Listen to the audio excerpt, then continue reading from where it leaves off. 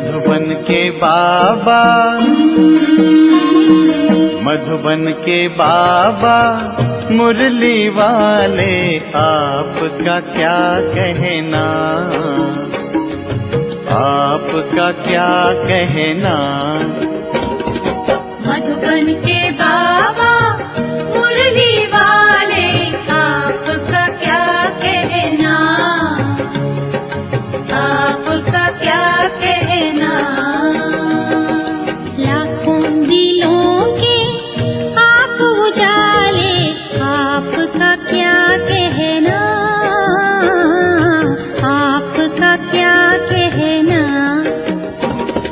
मधुबन के बाबा मुरली वाले, आपका क्या कहना,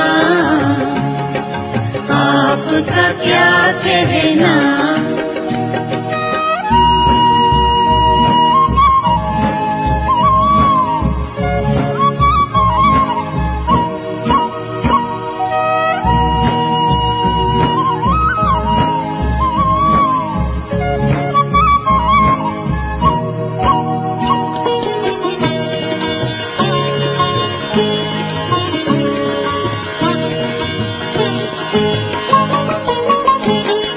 कितनों को आपने राह दिखाई, राह दिखाई हो, राह दिखाई हो।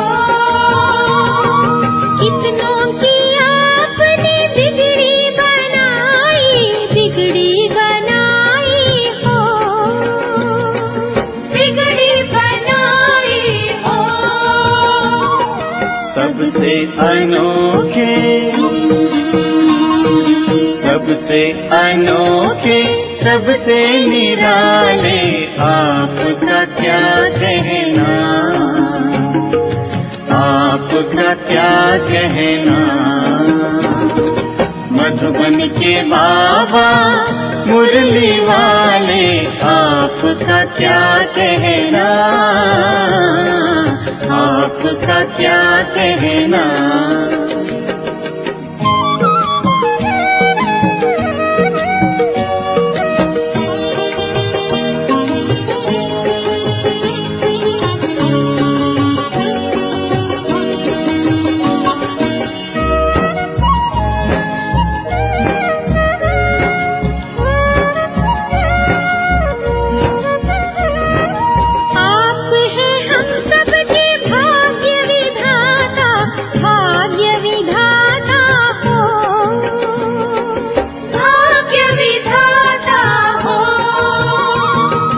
आपकी तुलना में कोई न आता, कोई न आता हो, कोई न आता हो। माटी को सोना,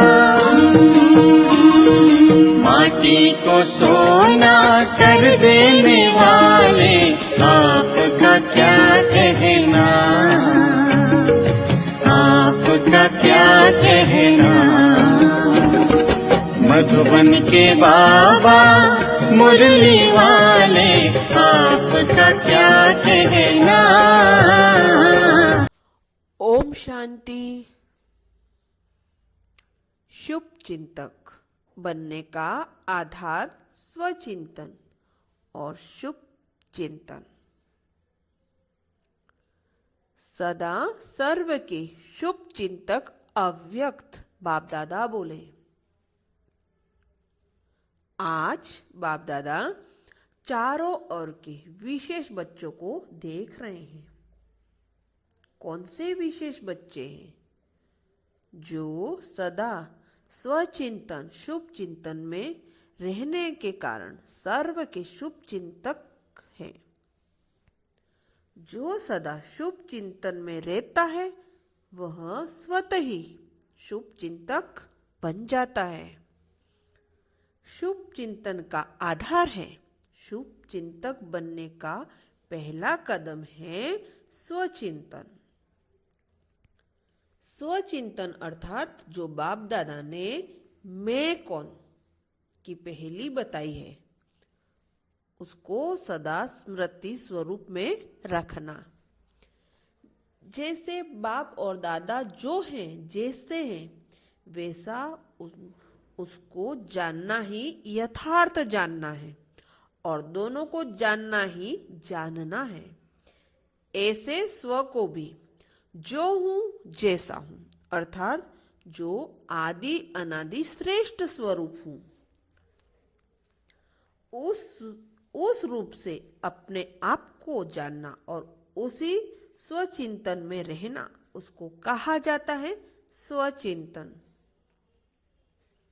मैं कमजोर हूं, पुरुषार्थी हूं, लेकिन सफलता स्वरूप नहीं हूं, मायाजीत नहीं हूं, यह सोचना स्वचिंतन नहीं, क्योंकि संगम योगी पुरुषोत्तम ब्राह्मण आत्मा अर्थात शक्तिशाली आत्मा यह कमजोरी व पुरुषार्थहीन व ढीलापन पुरुषार्थ देह अभिमान की रचना है।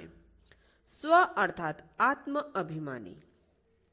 इस स्थिति में यह कमजोरी की बातें आ नहीं सकती, तो यह देह अभिमान की रचना का चिंतन करना यह भी स्वचिंतन नहीं। स्वचिंतन अर्थात जैसा बाप वैसे मैं श्रेष्ठ आत्मा हूं, ऐसा स्वचिंतन वाला शुभ चिंतन कर सकता है। शुभ चिंतन अर्थात ज्ञान रत्नों का मनन करना, रचता और रचना के गूढ़ रमणीक राजों में रमण करना। एक है सिर्फ रिपीट करना, दूसरा है ज्ञान सागर की लहरों में लहराना अर्थात ज्ञान खजानों के मालिकपने के नशे में रह सदा ज्ञान रत्नों से खेलते रहना। ज्ञान के एक एक अमूल्य बोल को अनुभव में लाना अर्थात स्वयं को अमूल्य रत्नों से सदा महान बनाना। ऐसा ज्ञान में रमण करने वाला ही शुभ चिंतन करने वाला है। ऐसा शुभ चिंतन वाला स्वतः ही व्यर्थ चिंतन परिचिंतन से दूर रहता है। स्वचिंतन शुभ चिंतन करने वाली आत्मा हर सेकंड अपने शुभ चिंतन में इतना बिजी रहती है जो और चिंतन करने के लिए सेकंड व श्वास भी फुर्सत का नहीं। इसलिए सदा परचिंतन और व्यर्थ चिंतन से सहज ही सेफ रहता है। न बुद्धि में स्थान है न समय है। समय भी शुभ चिंतन में लगा हुआ है। बुद्धि सदा ज्ञान रत्नों से अर्थात शुभ संकल्पों से संपन्न अर्थात भरपूर है। दूसरा कोई संकल्प आने की मार्जिन ही नहीं। इसको कहा जाता है शुभ चिंतन करने वाला, हर ज्ञान के बोल के राज में जाने वाला, सिर्फ साज के मजे में रहने वाला नहीं। साज अर्थात बोल के राज में जाने वाला। जैसे स्थूल साज भी सुनने में बहुत अच्छे लगते हैं ना, ऐसे ज्ञान मुरली का साज बहुत अच्छा लगता है। लेकिन साज के साथ राज समझने वाले ज्ञान खजानों के रत्नों के मालिक बन मनन करने में मगन रहते हैं। मगन स्थिति वालों के आगे कोई विघ्न आ नहीं सकता। ऐसे शुभ चिंतन करने वाले स्वतः ही सर्व के संपर्क में शुभ चिंतक बन जाते हैं। स्वचिंतन फिर शुभ चिंतन ऐसी आत्माएं शुभ चिंतक बन जाती हैं, क्योंकि जो स्वयं दिन रात शुभ चिंतन में रहते और औरों के प्रति कभी भी न अशुभ सोचते न अशुभ देखते, उनका निजी संस्कार व स्वभाव शुभ होने के कारण वृत्ति दृष्टि सर्व में शुभ देखने और सोचने की स्वतः ही आदत बन जाती है।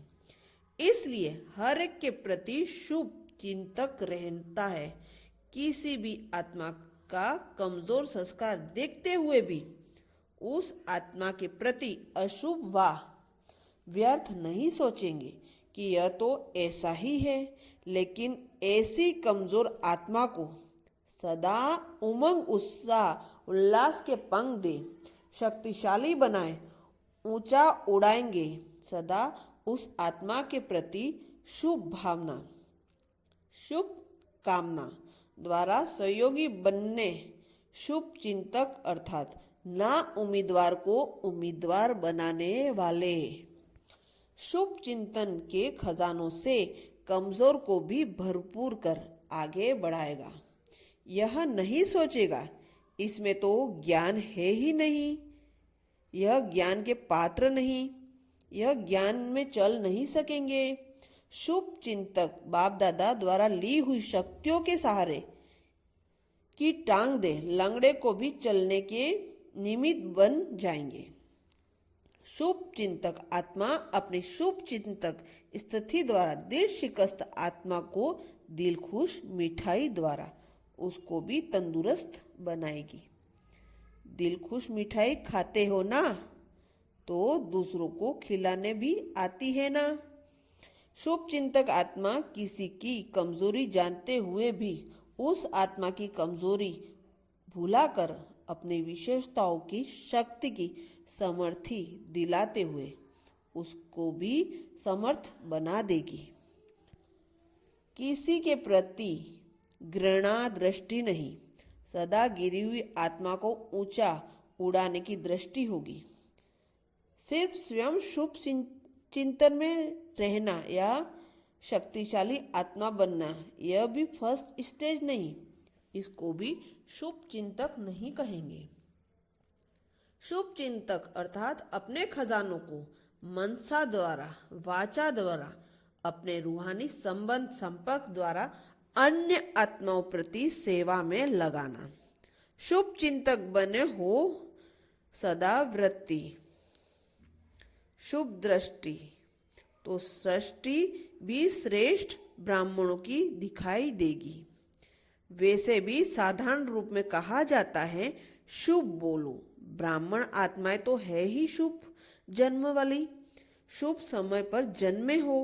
ब्राह्मणों के जन्म की घड़ी अर्थात वेला शुभ है ना, भाग्य की दशा भी शुभ है, संबंध भी शुभ है, संकल्प कर्म भी शुभ है। इसलिए ब्राह्मण आत्माओं की साकार में तो क्या, लेकिन सपनों में भी अशुभ का नाम निशान नहीं। ऐसी शुभ चिंतक आत्माएं होना स्मृति दिवस पर विशेष आए हो। स्मृति दिवस अर्थात समर्थ दिवस, तो विशेष समर्थ आत्माएं होना। बाप दादा भी कहते हैं सदा समर्थ आत्माएं समर्थ दिन मनाने भले पधारें। समर्थ बाप दादा समर्थ बच्चों का सदा स्वागत करते हैं, समझा? अच्छा, सदा स्वचिंतन में रूहानी नशे में रहने वाले शुभ चिंतन के खजानों से संपन्न रहने वाले शुभ चिंतक बन सर्व आत्माओं को उड़कर उड़ाने वाले, सदा बाप समान दाता वरदाता बन सभी को शक्तिशाली बनाने वाले, ऐसे समर्थ समान बाप दादा बच्चों को बाप दादा का याद प्यार और नमस्ते। ओम शांति।